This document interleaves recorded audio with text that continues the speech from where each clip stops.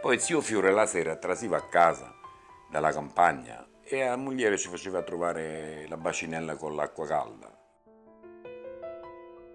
Allora io giusto settava e la moglie ci fece, ma vi rista chi già? E io ci fa, ma chi già chi? E gli fa, come chi già chi? La figlia di Guglielmo. E lui fa, che fece sta figlia di Guglielmo? No. E gli fa, come che fece? Si fece zita. Zita. E cucù si fece zita. E la moglie fa, abbassa la voce che ci sentono tutti qua. No, parla piano perché il vicinato. E dice, cucù si fece zita. Si fece zita con Joseph, no, il figlio di Scarparo. E che ci dà da mangiare, sto figlio di Scarparo, a questa creatura? E lei gli fa, abbassa la voce, no? E fa, ma come che ci dà da mangiare? Ma dove vivi tu? Non sai niente di quello che succede in questo paese, no? Fa, e ci dà da mangiare. Un padre ci ha accattato un calesce, poi ci ha accattato pure la giumenta, e poi un figlio fa un coscè, o chef, no? E fa, un coscè. E gestricava sti peri, no? Perché Mischino Igi aveva certi calli che parevano delle arance, delle margherita, così, no? Mentre gestricava diceva, Giuseppina, ma stasera che mangiamo? E lei fa, tu che vuoi mangiare? Fa, maccaroni.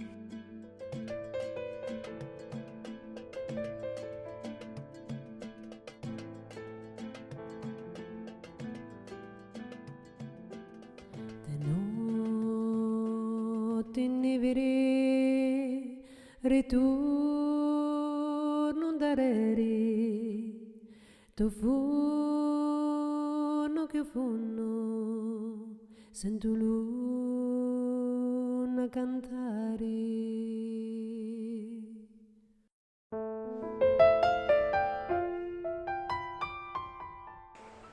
È iniziato dal mare, da Sciacca, nel 1892. E questa è la storia dell'emigrazione siciliana in Tunisia, dei nonni, delle nonne. Si imbarcarono a Sciacca e arrivarono alla Goulette. Dopo anni di giri per questo paese, e dove abbiamo, diciamo così, concluso la nostra presenza, la nostra esperienza familiare in questo paese che per me, per come l'ho vissuto, per come ho vissuto l'infanzia, per come ho vissuto la mia gioventù, posso considerare la Tunisia il mio secondo paese. Il primo è l'Italia e il secondo paese è la Tunisia, perché la Tunisia è il paese dove è nata mamma, dove sono nati mio fratello e mia sorella, dove sono nato io e dove sono sepolti i miei nonni e le mie nonne.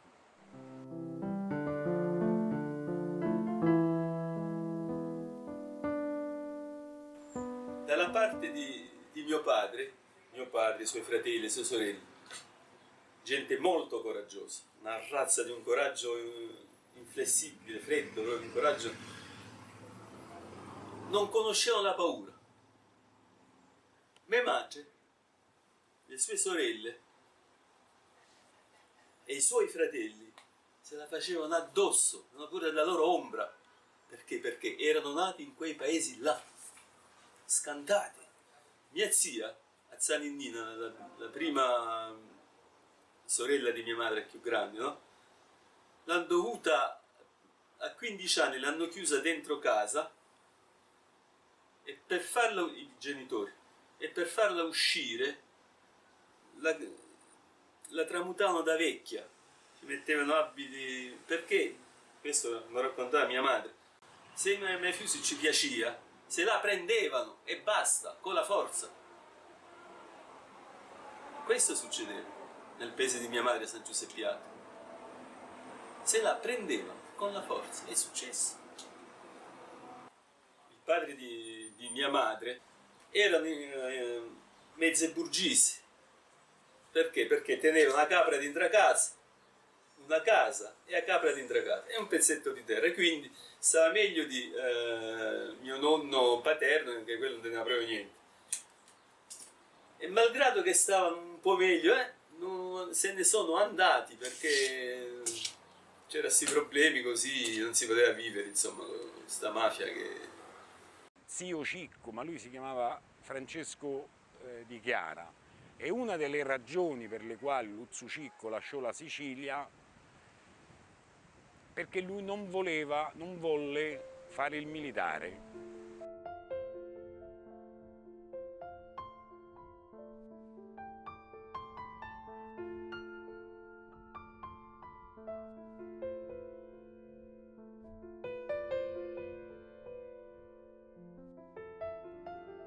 La mia bisnonna di Comiso è una storia un po' particolare, perché lei era a 20 anni, credo, era già vedova, a 22 anni, una cosa di questo genere, e conobbe il mio bisnonno. Stava all'università a Palermo che studiava giurisprudenza. Ha visto sta ragazza, sta vedova, e lui si innamora di lei, appunto che la vuole sposare. Il padre era contrario, perché lei era vedova e per di più faceva la lavandare, non è che veniva da una famiglia facoltosa. E a quel punto mio nonno scappa di casa.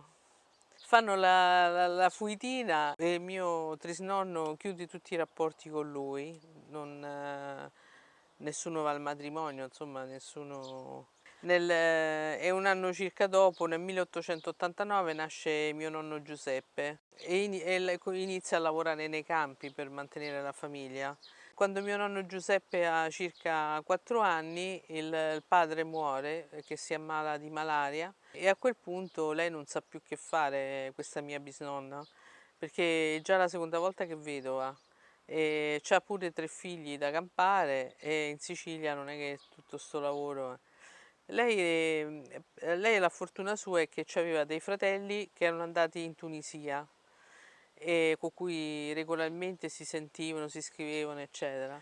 E per cui si trasferisce da loro e lavora lì nelle aziende insieme a loro, insomma vive con loro. La famiglia Ciaccio è nata d'origine siciliana, a Sciacca, provincia di Agrigento.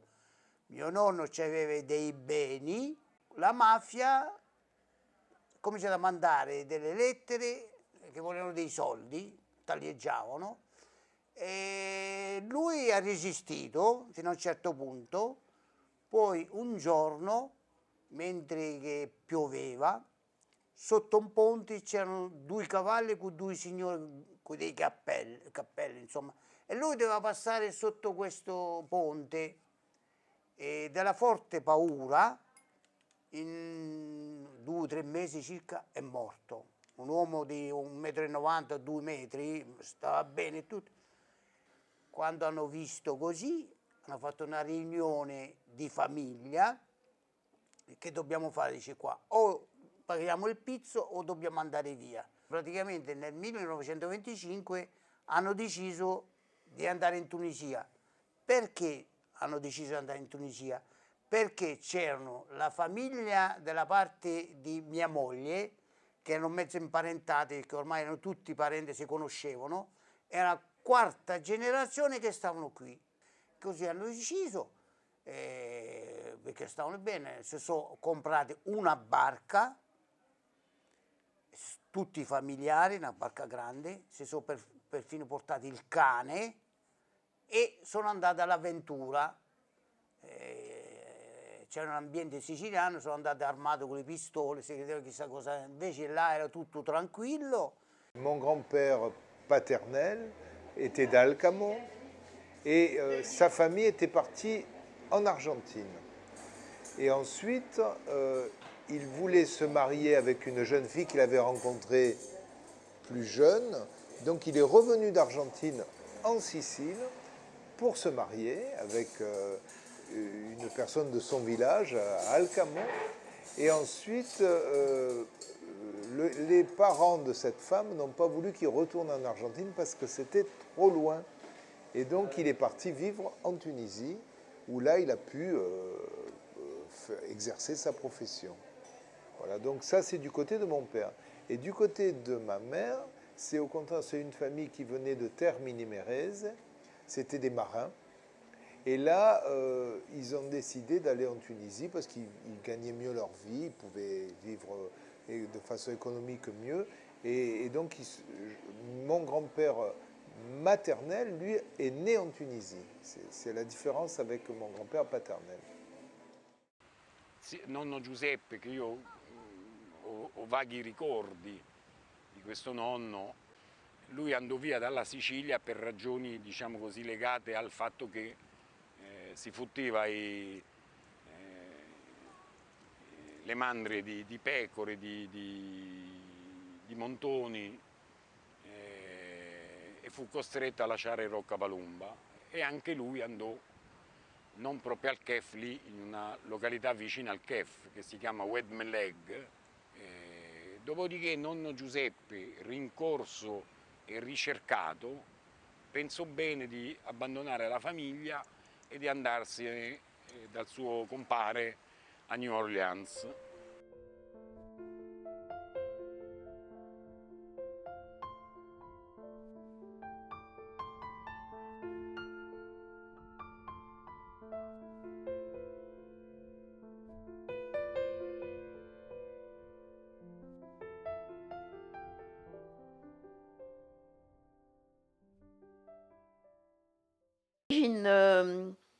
Viennent de Gela, qui s'appelait à l'époque Terranova. Et donc, mon aïeul était un paysan qui a assisté à la réunification italienne, où il était partisan de Garibaldi, qui avait demandé de se battre pour lui en échange de terres. Ce monsieur Garibaldi qui a dit « Si vous venez combattre pour moi, vous aurez un morceau de l'Italie qu'on retirera aux riches pour donner aux pauvres. » Et donc, il y a cru comme des milliers d'autres personnes. Et mon arrière-grand-père, mais à la fin de l'histoire, ça n'a pas été ça, puisqu'on n'a rien donné à personne. En fait, ceux qui étaient puissants sont restés puissants, et les pauvres, ils sont restés encore plus pauvres, parce qu'on avait retiré encore plus que ce qu'ils possédaient. Donc c'était vraiment la famine. Et là, il y a eu des révoltes de paysans qui ont réclamé leur dû. Malheureusement, comme toute promesse, il n'y a pas eu de terre. Donc il fallait vivre, puisqu'on n'avait plus de terre, on n'avait plus rien, il fallait vivre. Ah. Et à ce moment-là, il a changé de métier, il est devenu pilleur de diligence. Alors et malheureusement, ça n'a pas été toujours une réussite, parce que il arrivait ce qui devait arriver. Un jour, il a été pris en flagrant délit de pillage, et il a été condamné. Il a été mis en prison, il a été condamné, il a échappé de peu au bagne. Et une fois qu'il en est ressorti, il s'est dit, il faut quand même continuer. Et c'est là qu'il a voulu partir en Tunisie. Questo mio zio ha fatto la guerra a 15-18. Mio nonno e mia nonna non avere notizie di sto figlio. E dopo un po' però hanno avuto notizie tra la posta, tramite la Croce Rossa, ci è arrivato che era prigioniero in Germania. E poi è tornato, insomma, dalla prigionia, e siccome loro avevano bestie, mula, la capretta, e la portava a beverà, una robetta così, insomma. Allora, quando lui abbeverava sta capretta e sti muli, venivano i mafiusa, mi facevano mettere a testa, allora c'era l'abbigeato a quei tempi, mi mettevano anche a testa asciutta e ci fottivano le bestie, insomma, ci rubavano. E lui... Allora ci ha acchiappato il padre e ci ha detto: guarda, io mi sono fatto 3 anni di guerra, ma un fuoco fece la guerra, ci diceva il padre. Però la fanteria così, vivo perché sei vivo, perché le pallotte ti fischiavano di qua e di là, la sorte volle che non ti picchiavano, che non ti pigliavano, ma erano così, proprio. Ho detto, io ho fatto 3 anni di guerra e devo sopportare ancora questa gente qui. Guarda, io reagisco, li ammazzo, so che mi ammazzeranno, ma io li ammazzo. Allora il padre ha visto questo, ha detto, senti, vediamo un po', insomma, e hanno optato per farlo andare in America.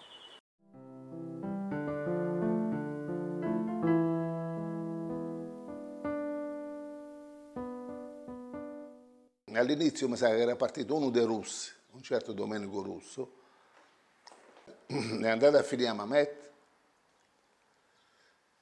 Quello aveva comprato un pezzo di terra da un arabo, io non si ricordavo manco più dove era, che aveva comprato questo pezzo di terra. Dopo un po' di anni mi raccontava mio padre, che l'ha saputo, che un altro che si chiamava Domenico Russo, l'arabo ha trovato un arabo, ci deve vendere quel pezzo di terra, e quello ce l'ha venduto, ma non aveva comprato lui, l'aveva comprato il cugino.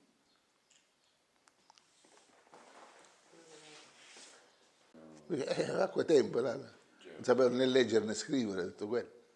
E poi si sono ammucchiati tutti a Reville, perché a Reville le case dal mare manca un chilometro. Erano tutte là, tutte a Reville. Poi si sono trasferiti un po' a Bufice, ma all'inizio erano tutte a Reville. Perché allora diciamo, la Tunisia aveva fatto queste proposte che gli italiani potevano lavorare i terreni, potevano anche comprare, perché mio nonno è andato a comprarlo là. Cioè, avevano avuto questa offerta, questa proposta, visto che in Sicilia c'era anche poco avvenire per i suoi figli, aveva 8 figli. Mio nonno ha avuto questa decisione ed è partito. Penso che è stato pure stimolato, che mica è partito solo lui, sono partiti parecchi. Non aveva neanche di pagarsi il biglietto da là. È sbarcato a Tunisi, però ha incominciato a lavorare al Conguet, sotto i francesi. C'erano i domaine, i famosi domaine francesi che si chiamano i domaine, perché era un'estesa enorme di terra che i francesi avevano. Una roba che partiva da 200 ettari a 1000 ettari, i francesi, cose che gli italiani non. E cominciato a lavorare lì come operaio, poi in più col tempo, oltre a fare quel lavoro lì, cercava di lavorare, fare il déménagement, che sarebbe a dire quando dovevi cambiare casa, caricare, insomma, con la carretta caricavi i mobili, capito? Cercavo di lavorare il più possibile per raggranellare un po' dei soldi. Et parce que la Tunisie, c'était devenu une deuxième Italie, où beaucoup avaient émigré là-bas pour vivre la vie à l'italienne, à la sicilienne. Au fur et à mesure, ils voulaient encore gagner plus d'argent pour revenir en Sicile et racheter des terres et de redevenir siciliens. Et les familles sont arrivées, les enfants n'ont pas voulu partir, ils ne savaient pas pourquoi ils voulaient partir, pourquoi ils voulaient regagner ce pays, alors que pour eux, leur pays était maintenant la Tunisie.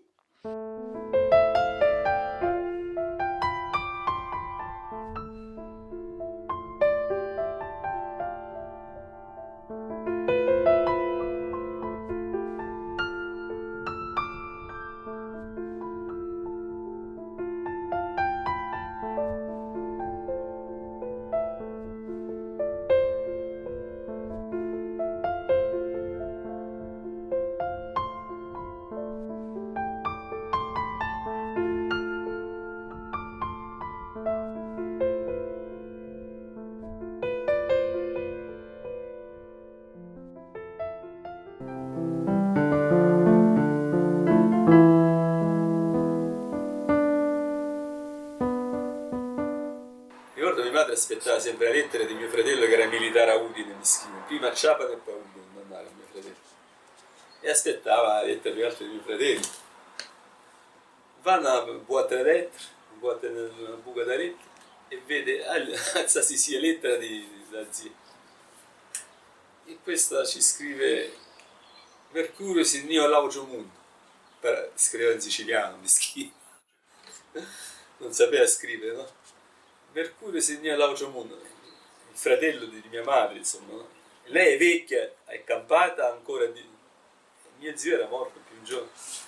Mi ricordo di madre quando ha visto sta lettera, impazzita dal pianto, i vicini soccorsi tutti. Mi ricordo sempre, guarda, sto fatto.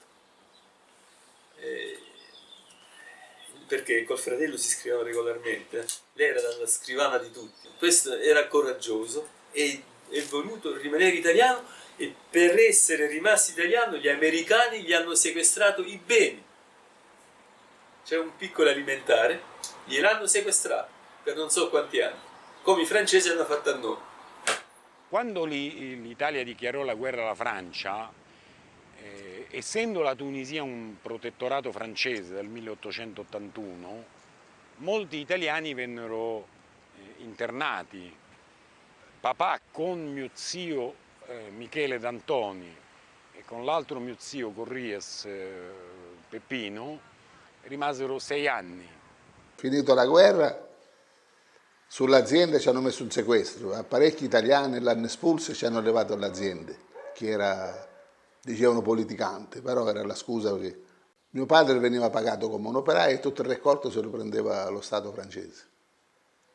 Che mio socio era entrato nel partito fascista, di preciso saranno sul 1940 circa, grosso modo, io preciso non mi ricordo, e praticamente è stata la cosa negativa, l'unica cosa che non abbiamo capito, dobbiamo stare tranquilli, invece l'orgoglio nostro italiano è stato il più forte e praticamente ci ha penalizzato. Allora praticamente hanno sequestrato le proprietà. Chi aveva le proprietà doveva sottostare, doveva rendere conto al governo francese, e praticamente le vendite, tutte queste cose qua devono essere controllate dallo Stato francese, praticamente in Tunisia. Dopo 5 anni ci hanno ridato la terra e fummo liberi un'altra volta, insomma, ma però è stata una bella botta, no? Poi quando ci stavamo riprendendo, nel 64 ci ha detto rimore la Giabotti, i Mori sarebbero gli arabi. Nel 64 ci hanno tolto le terre e stiamo a correre sempre dietro i terri.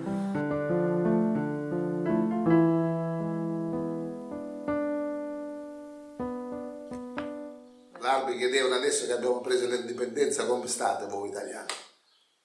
E io non so che ci ha risposto, dice, voi prima eravate Somaro, noi eravamo la Barda e il francese si metteva a cavallo sopra.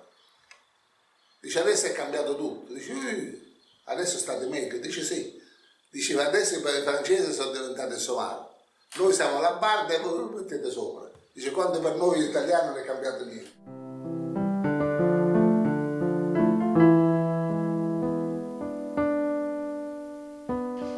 La mia esperienza scolastica è l'esperienza scolastica di un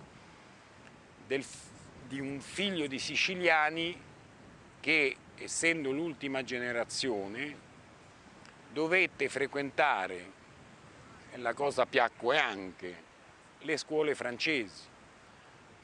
Ho fatto prima le scuole elementari alla Goulette, c'era una scuola di suore nella piccola Sicilia, dietro casa nostra, e poi andai alla Marsa, al liceo francese. Boralevi, ecco, la mia insegnante di italiano era una Boralevi. Da quando ero piccola al 61 sono stata alla Manuba. E lì c'erano 2 collegi di suore, lei è Notre-Dame Auxiliatrice e Notre-Dame de Nevers. L'école maternelle, mon Dieu, quel sale moment. Il fallait, bon, j'avais un peu grandi, puis j'avais pas du tout envie d'aller à l'école. Hein. Je savais même pas que ça existait l'école. Puis un beau jour, on m'a dit, faut que tu ailles à l'école. Et donc on m'a mis dans une école de bonnes sœurs à Tunis, qui se trouvait à côté du souk. Je me souviens, c'était rue de l'église. Et c'était des sœurs. Et quand je suis rentrée dans cette école, mon Dieu, j'ai cru que... Oh, c'était pas... Non, je veux pas dire l'enfer, mais au moins c'est le purgatoire, parce que c'était quelque chose de... C'était affreux. C'était tout en boiserie. Ça puait, ça sentait mauvais. Et les bonnes sœurs qui sentaient mauvais, mais on se demandait si elles sentaient, mais une odeur assez corporelle, très très puissante. Et je disais à ma maman en italien, non ci voglio dire, sono ingrasciate, ça pue, elles se lavent jamais. Et donc ça s'est produit 3-4 fois. À chaque fois, pour me faire entrer, on était obligé d'aller chercher le gendarme au coin de la rue avec le bâton blanc qui faisait traverser les enfants pour m'obliger à rentrer dans l'école. Au bout d'un moment, les pauvres bonnes sœurs, j'en aurais fait tellement voir elles ne voulaient plus me voir là-bas à l'école, donc elles m'ont renvoyée. Vede, questa qua non ci sta più, è una mezza parente nostra, questa qua. Poi questi qua non li ho rivisti più, poi siamo stati in collegio un po' assieme, questa è una piccolina, Anne-Marie Coppola era una piccolina, aveva perso la madre, perché abitavano vicino alla Manuba là. Marie-Laure Camizili, Suzanne Brun, Amel Boukadem, queste sono Claudine Tortora, Danielle Chemla. La maestra, mademoiselle Rosemarie Paderi e Anne-Marie Coppola. Sì, questa me la ricordo, questa qua, Anne-Marie Coppola me la ricordo bene fino al 61. Poi di là c'è stata la guerra di Biserta, che poi là eravamo piuttosto in campagna, no? Allora mio padre fa meglio che ti mettiamo in città, perché se la cosa gira, per scappare è più facile. Certo. E così sono andata a finire.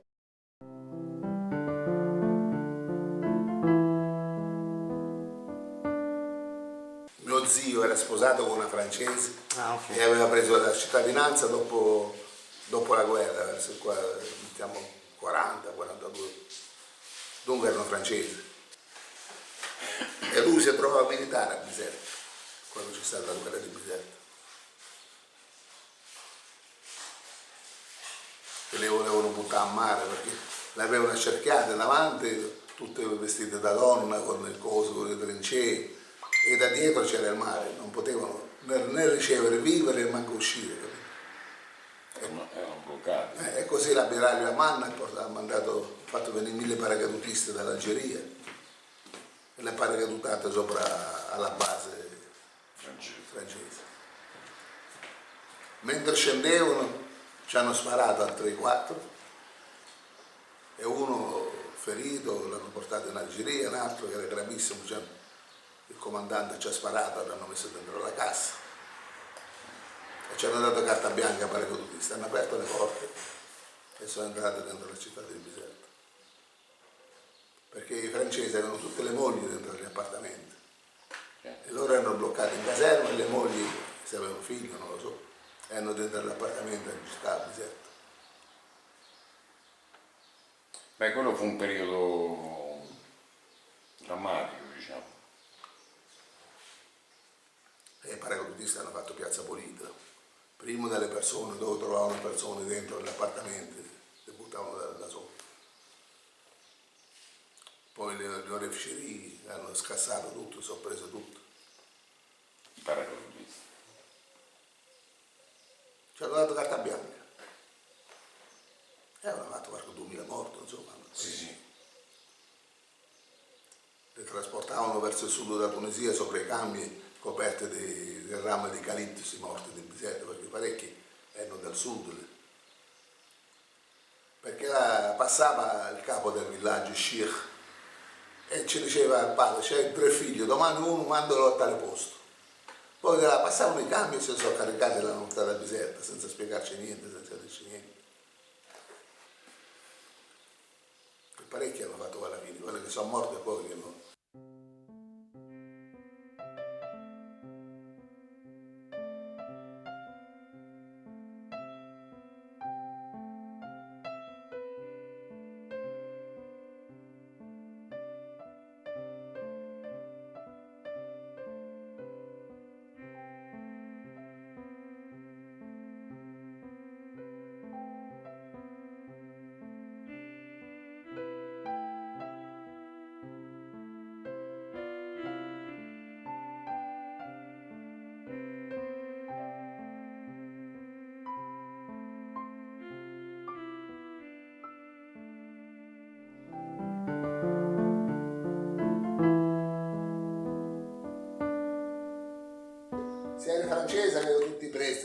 aziende per comprare qua, per comprare là. Se eri italiano, mio padre mi ha raccontato che alla banca italiana che c'era, a quel tempo pagavano l'interesse al 20%.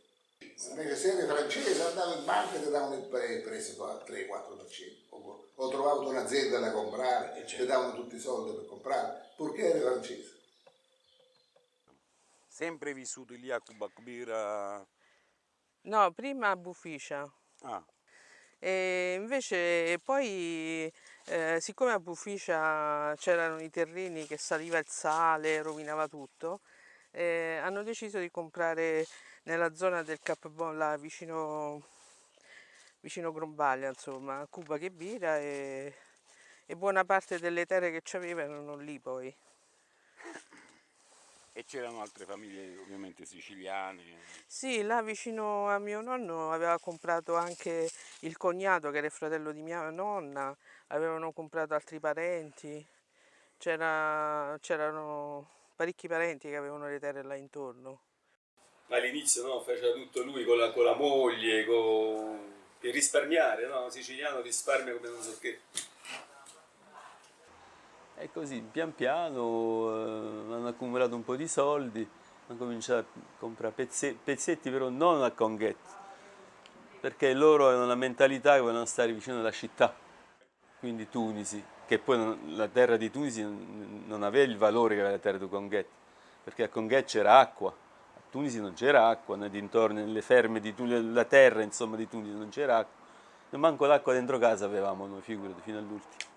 Hanno cominciato, hanno affittato dei terreni, varie proprietà, piano piano, si sono ingranditi, erano 4 fratelli, c'erano 4 aziende, poi lavorando, risparmiando, hanno guadagnato bene e si sono comprate le proprietà, no, approfittate che erano colonizzate, comprate con sudore, con tanto titolo di proprietà.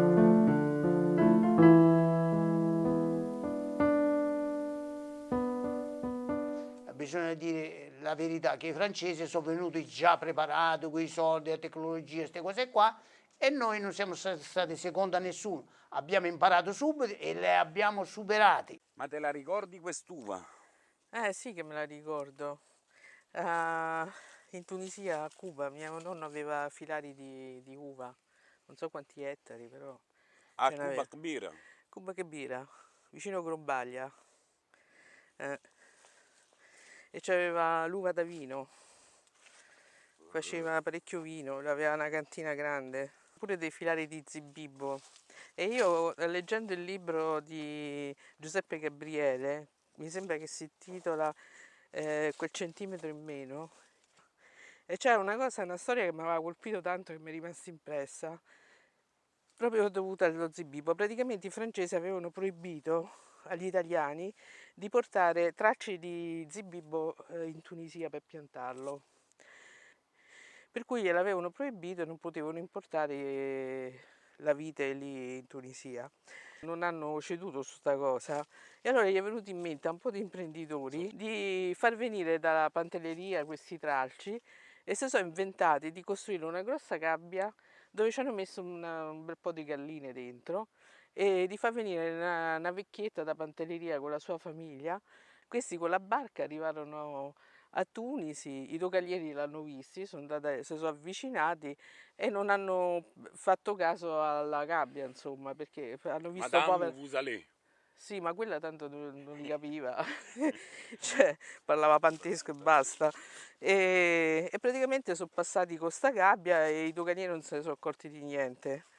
E così hanno piantato sto benedetto Zibibbo lì in Tunisia e hanno fatto, hanno ricominciato a fare... anche in Tunisia. Sì, poi nel frattempo la Tunisia ha preso indipendenza e per cui alla fine... Produceva che era eccellente, speciale anche perché non ci pioveva, non ci pioveva, quindi era di valore. Tu prendevi, non facevi una produzione enorme, però facevi vino molto, molto buono. Infatti se tu prendevi un grappolo d'uva e te lo schiacciavi nelle mani, dopo un po' ti rimaneva lo zucchero nelle mani, ma ti rimaneva veramente lo zucchero. E da lì ci usciva veramente un vino che non ho più bevuto, insomma, no? Cioè, voglio solo dire questo, quando io abitavo Cisterna prima, no? Sono venuto qua a Latina, abbiamo trovato del vino, io sono nato nel 1951, ho trovato 3 bottiglie di vino del 1952, rosso, con la cera, perché mio padre li imbottigliava.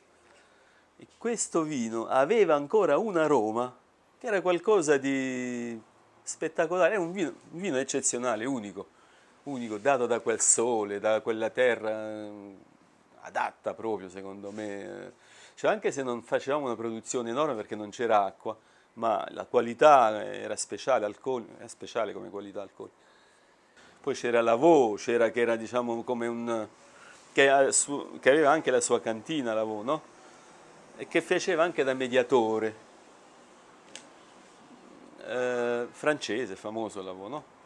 E quindi tutto questo vino veniva convogliato al porto di Tunisi nelle navi francesi, navi cisterne francesi, che andava poi in Francia, insomma. Che ripeto era eccezionale, qualcosa, non ho più bevuto vino così, ragazzi. In Sicilia sono dovuto andare per bere vino di quel tipo lì.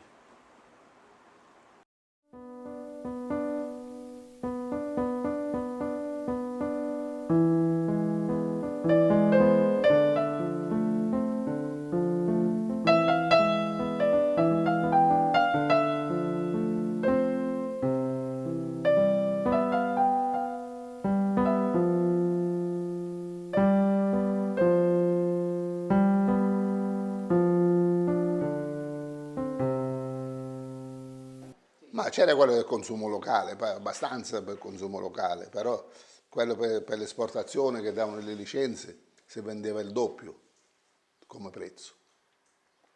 Se quello locale andava a 20 lire al litro, diciamo 20 franchi al litro, l'esportazione era 40-45.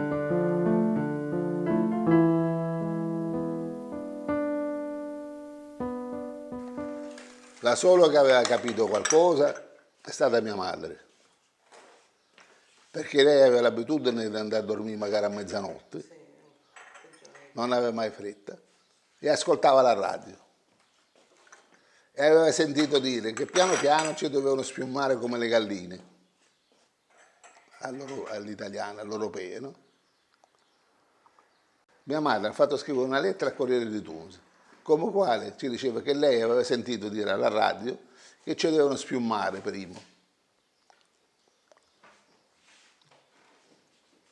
Invece Finzi diceva che nessuno ci dava fastidio, che nessuno ci toccava.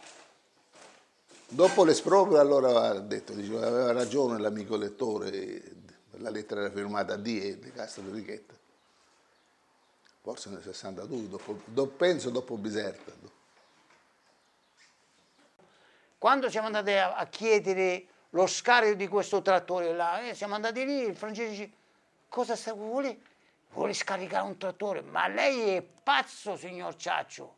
Come? No, ma lei è pazzo, non ha capito, dobbiamo andare via. No, ma lei è pazzo, lei ha 2 figli maschi, io ce ne ho 3, dice andiamo a Toulouse, dice tante di quelle estensioni di terreno, il governo francese già abbiamo un'esperienza, queste cose qua, io sono francese, voi venite con noi, dice, prendiamo tutto il terreno che vogliamo, ci avremmo preso queste cose qua. Mio padre invece niente, ottuso, ha scaricato e poi dopo un momento, dopo 6 mesi, si è sentito questo francese che era fallito, è fallito, dopo forse 1 anno e mezzo se n'è scappato, si è portato pure i soldi e noi italiani abbiamo lasciato fino all'ultimo centesimo lì in Tunisia.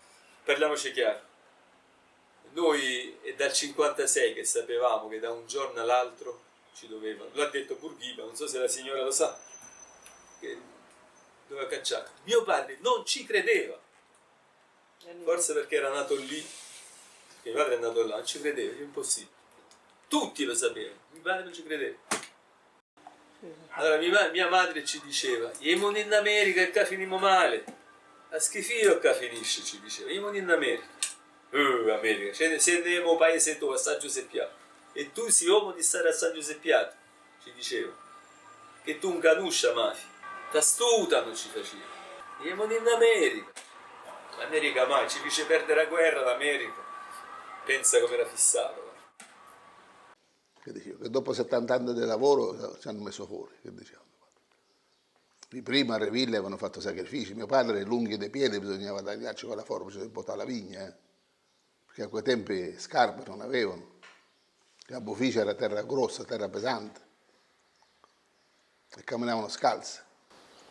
Purtroppo ci incolpano di aver sfruttato, invece non è vero, perché non abbiamo sfruttato niente, l'abbiamo rimesso, perché se non andavamo, rimaneva così. Così.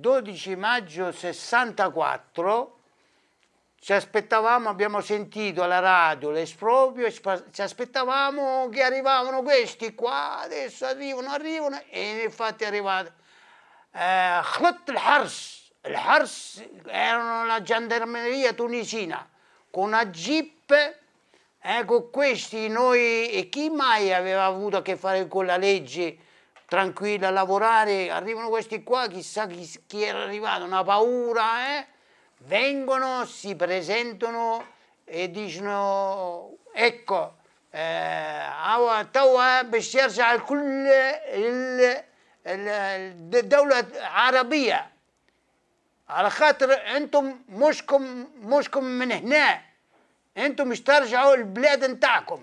E così praticamente ci hanno detto questi qua, praticamente devono andare via, devono lasciare tutto, devono andare al nostro paese. E ci hanno fatto firmare questo arrêté, si diceva in francese. Capito? Allora, ne fecero fisse contente, perché a firmare e basta, non se ne parla di lamentarsi o dire sì o no. E ci hanno detto questi signori devono stare qua, non si devono permettere di uscire. E così, filmando, sono andati via, è rimasto questo ragazzo a seguire l'azienda. E poi sono venuti a Grombaglia, si è sparsa la voce, non si credeva, poi però ci hanno detto che in azienda non si doveva andare più, siamo andati a abitare a Tunisi a Ridrussi per 3 mesi. Dopo il 12 agosto siamo partiti, del 64. E allora sto maresciallo ci ha anche fatto, abbiamo portato sto qui, ci ha fatto presente che qualcuno è venuto a dire che una testa d'aglio, mia madre, per far sugo. E allora lui gli ha detto, mio fratello ci ha detto, vabbè, sì, ha preso una testa d'aglio, insomma, e lui ci ha risposto, c'est toujours à vous, è roba vostra, ci ha detto, c'est pas juste, non è giusto quello che vi hanno fatto, non è giusto, state tranquilli, che già non è giusto quello che vi hanno tolto le terre, sto maresciallo, pensa un po', cioè, non erano manco loro non erano contro di noi. Dopo una settimana è venuto una persona di alto rango, che praticamente uno di questi che comandavano, è venuto a trovare mio padre, ci ha detto praticamente da una vita che sto lavorando qua e non posso andare a raccogliere un po' di frutta nel giardino, le pesche. E dice come? Ma può essere? Dice sì, questo ragazzo mi ha proibito. Come? Ma può essere? Dice sì, ha chiamato il ragazzo. Allora dice, ma come, questo signore, non hai capito che questo ha lavorato tutta una vita, lo può fare? E dice, no, io c'avevo ordini e non ci ha fatto. Dice, ricordati, d'ora in poi questo signore può entrare a raccogliere tutti i migliori frutti, tutti quelli che vuole lui, e se la può portare a casa, può mangiare. Il pollaio dove c'erano le galline, può ammazzare le galline, può prendere le uova, fino a prova contraria, fin quando è qua in azienda, lui può fare quello che si pare. Amavano i siciliani, gli italiani loro, attenzione, i francesi, ma gli italiani li amavano.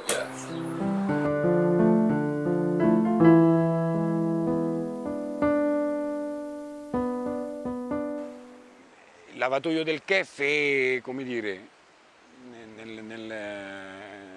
nella mente di ognuno di noi era il luogo dove si incontravano tutti, dove si incontravano le donne berbere, le donne tunisine e le donne siciliane, perché le francesi non andavano a lavare i panni, facevano lavare i panni alle donne arabe. E un giorno mamma stava al lavatoio e mentre strigava i vestiti, da là passa uno, e passa un giorno, e passa 2 giorni, e il giorno dopo ripassò, e tric e truc. Papà gli mollò questo pizzino. Un giorno nonna Crocifissa si chiamava, lavando i vestiti di mamma trovò sto pizzino. Ho visto tua figlia, c'è uno che gli fa la corte, chissà chi è chisso, eccetera, eccetera, chisso, da donne vene, siciliano come hanno altri, non è siciliano, insomma, ebbe inizio questa avventura che non ebbe un decorso, come dire, tranquillo, perché di mezzo si misero le sorelle di papà, Celestina e l'altra Rosina. La virista chi è mora, chi è niura, eccetera, eccetera. Poi Nanna Alfonso diceva, ma tuo padre è un ne, e papà dice, mio padre è a New Orleans, che si ne va a fare a New Orleans. Insomma, tutte discussioni che all'epoca, ragion per cui papà e mamma più papà che mamma, pensò a organizzare una fuitina, che fu fatta. Il primo tentativo fallì, perché il primo tentativo di fuitina papà lo organizzò con la giumenta, arrivò di notte davanti alla ferma, all'azienda agricola che nonno aveva comprato nel frattempo, e dette appuntamento a mamma, però ad aspettarlo c'erano Nanna Alfonso e zio Giustino, che uno col forcone, l'altro credo col fucile, insomma ci spararono, non lo presero, non lo vollero prendere, e la prima fuitina così finì quella notte di luna calante. Ripensarono a un'altra fuitina, nel frattempo mamma andava al lavatoio, il nonno Alfonso si arrabbiò terribilmente con zio Giustino, ci fece disgraziata, io ti mando a controllare tua sorella al lavatoio e io dice, ma a me le femmine, c'erano un sacco di belle femmine lì al lavatoio. E organizzarono la seconda fuitina perché erano, come dire, innamorati. La seconda riuscì. Credo stettero 15 giorni, un mese a dormire in un fienile. E quella fu l'atto che obbligò tutti a riparare questo. E così mamma e papà nel 48 si sposarono. Cette arrière-arrière-grand-mère, typiquement sicilienne, n'avait qu'une envie, c'est de voir ses filles se marier avec des gens importants en Sicile. Donc, l'arrière-grand-père travaillait comme un malade pour gagner un peu de sous.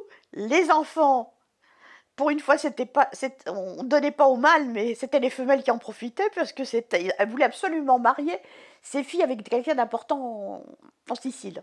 Si bien que tout ce qui avait été mis de côté, et tout l'argent qui était mis de côté, ne servait qu'à faire des voyages en Sicile pour aller trouver l'âme sœur pour ses filles.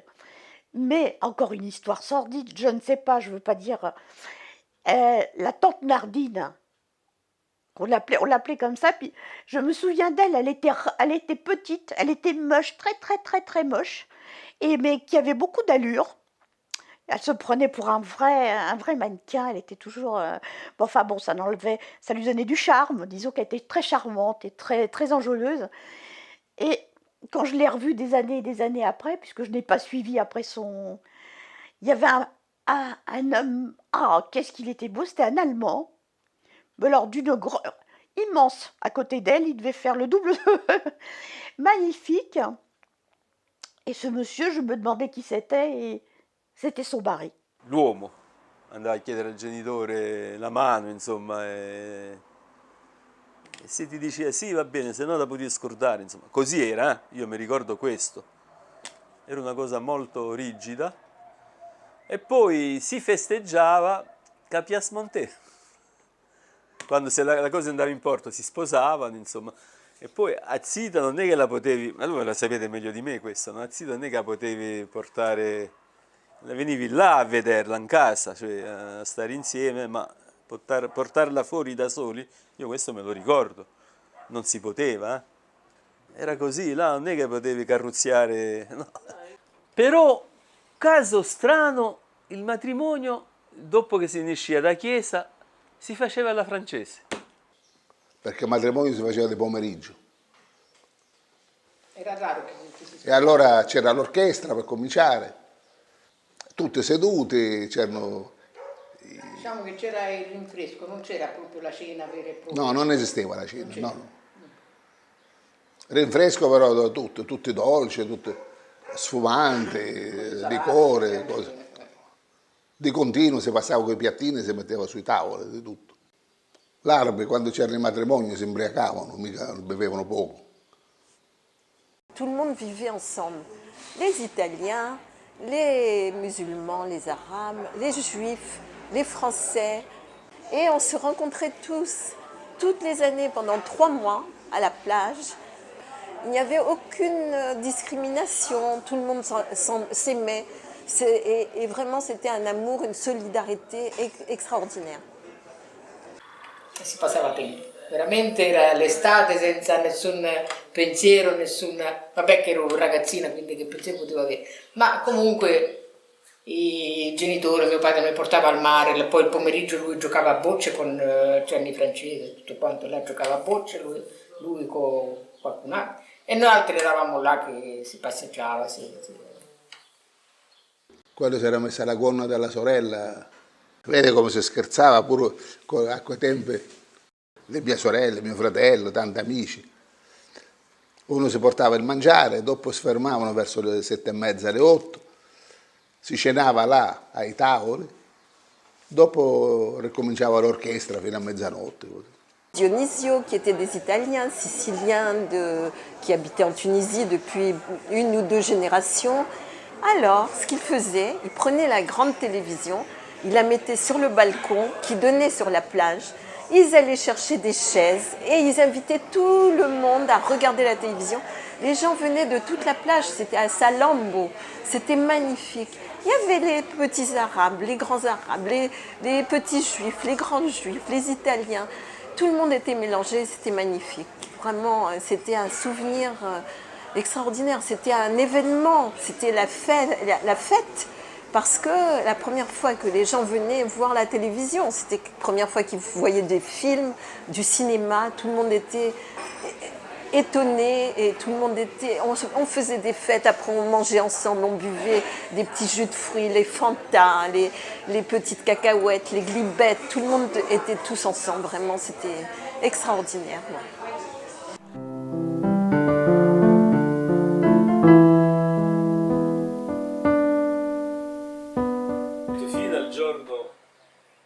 Noi eravamo tranquilli perché non sapevamo niente.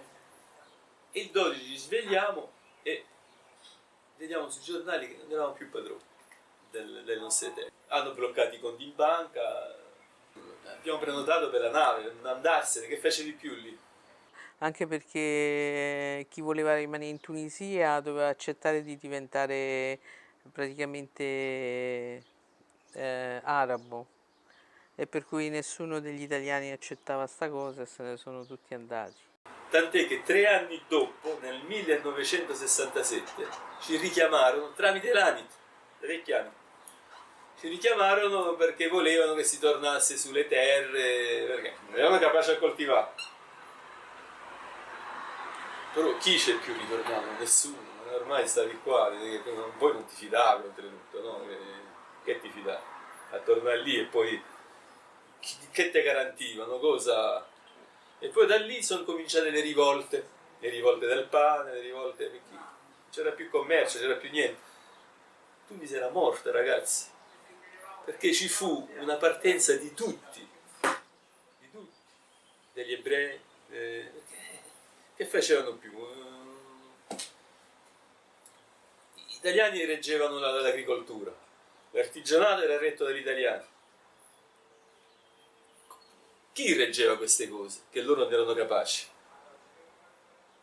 E praticamente mio padre, dopo una vita, non è stato giusto essere trattati, mio padre sia gli altri, tutti quanti in Tunisia, trattati in questo modo, dopo una vita, non hanno avuto la possibilità di continuare e finire quegli ultimi giorni in Tunisia come Dio voleva, ecco. La cosa mia di mio fratello è che andavamo in Italia, che bello, cioè era una nuova avventura, certo. Insomma. Poi qui in Italia mia madre non faceva altro che mandarci la Bourguiba a tutti quelli, a Fanfani. Ah, pure Fanfani, sì. Sì, perché fu Fanfani quello che poi effettivamente ha fatto l'accordo con i tunisini. Orchestrò l'accordo. Sì, spinto dagli americani. Da noi siamo partiti via il 30 settembre, che il mercoledì arrivava la nave, tutti i mercoledì c'era l'aeroporto quindi rimpatriati, siamo andati in consolato a chiedere il rimpatrio, che ovviamente fu fatto.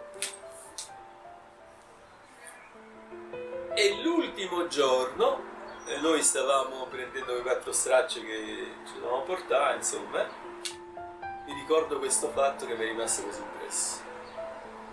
È arrivato il panettiere, un boulanger. A Tunisi c'era l'usanza, nella città, che ti consegnavano il pane e lo portavano a casa, o col triciclo o col furgone ti portavano il pane nei palazzi, insomma, no? Quindi sto moro, quest'arabo, e ha visto che noi ce ne stavamo andando, come ci conosceva da una vita, parlava di siciliano meglio di siciliano. Quando è arrivato diceva mamma come stai? Tutte le donne, mamma, mi ricordo mamma come stai? Allora mia madre è uscita, c'ero anch'io, e gli fa che me ne sta bene, ma che fa? Non dite, non sapiste niente, dice ce ne andiamo tutti qua, gli italiani se ne vanno, gli europei se ne vanno, perché è stata una cosa istantanea, no? Una bomba proprio.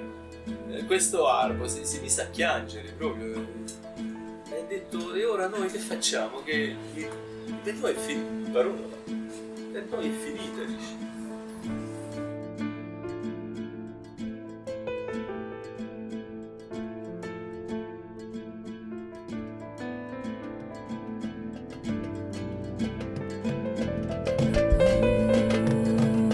Scompare in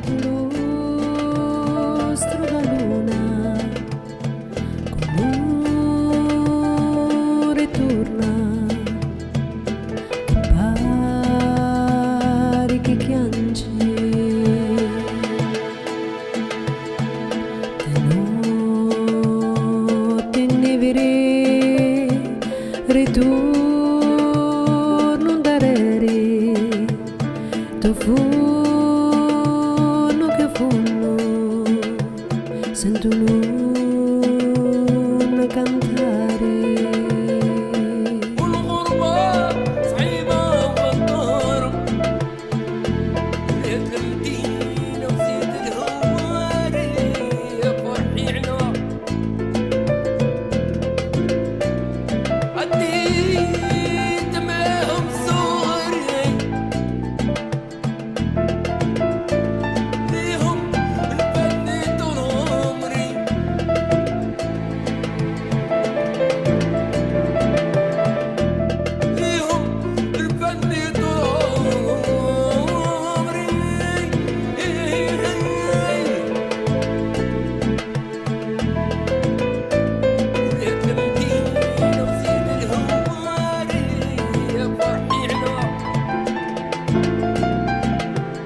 يا تمدين